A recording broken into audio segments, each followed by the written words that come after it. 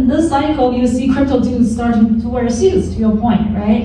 I think on one side, I think the crypto vibe has definitely changed, right? Before it's like young kids making insane amount of money so quickly, so easily, but now the young kids realize they have to grow up to really talk to the big boys on the table, which is actually a good thing because you're gonna be serious about building a business.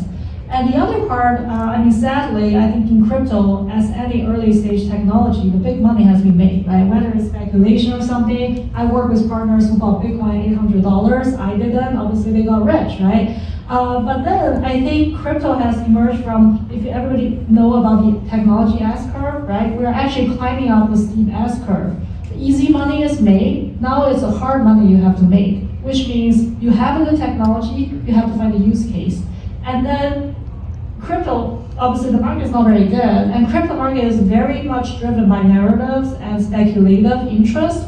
So the funding rate or the crypto native return is actually very, very low. That's why the crypto native, even the crypto native guys are finding yield elsewhere. And why I think it's a good thing is crypto used to be a niche market. People think it's for money laundering, it's for early stage companies to monetize. But when you think about it, while it's a technology and even the token itself is just a wrapper, like the new ETF, what they're enabling is really unlocking investment opportunities that are previously not investable. And RWA can mean a lot of things. It can mean real cash flows, it can mean fund, it can mean like a real business that's trying to monetize their future revenue. So I think it's a good thing in the end for the industry. It's really unlocking new investment opportunities and enable that through the blockchain technology.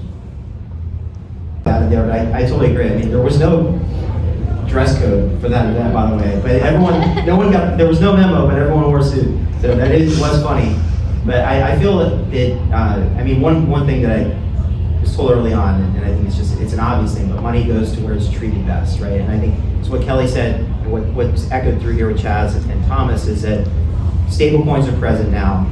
They're legit on the balance sheet. CFOs can look at them and point to them. They're legit now. The institutional side now has entered because the Genius Act was the green light here, specifically here from the US, to be able to do business. And again, even though and a lot of that is the operational side, as Kelly mentioned, a lot of the people that got rich from buying Bitcoin at $800, that time hasn't changed. That time changed, but now we're in the operational efficiency phase where you have institutions wanting to use cross-border payments using stablecoins, right? That's saving quite a bit of bips, as Thomas mentioned. Just small 5 bips savings here and there over a big budget is a massive win over the course of the year. So I think that's really where we're seeing institutions lean in, because these are just very obvious yeses that their legal department, their accounting department, all their C-suite will nod their head and say this works. And they're also looking for alternative yield, like everyone said here, is that we're seeing the headlines about other private credit and being locked up for 5-7 years. You're seeing actual new products on chain that do produce higher yield, have more transparency. Not all of them, of course, but there are actual real products with real cash flows and claim on cash flows that you can see and transparent yields that are much better than you're getting off-chain. So there is an arbitrage opportunity where we're seeing actual real money come into the space. But the suit thing is symbolic, right? I think the CryptoPunks, they did the fun part. They had a great time. They did the 10%. The next 90 is the hard part. So they're putting on suits. They got to figure out compliance. They got to figure out AML, KYC, interoperability. All these boring things, they exist for a reason, and it's the hard part now. It was there through years of, all the different financial crises. I think the advice I would give to crypto folks is, yes, some of these rules may not make sense, but if you look back through history, it's there for something.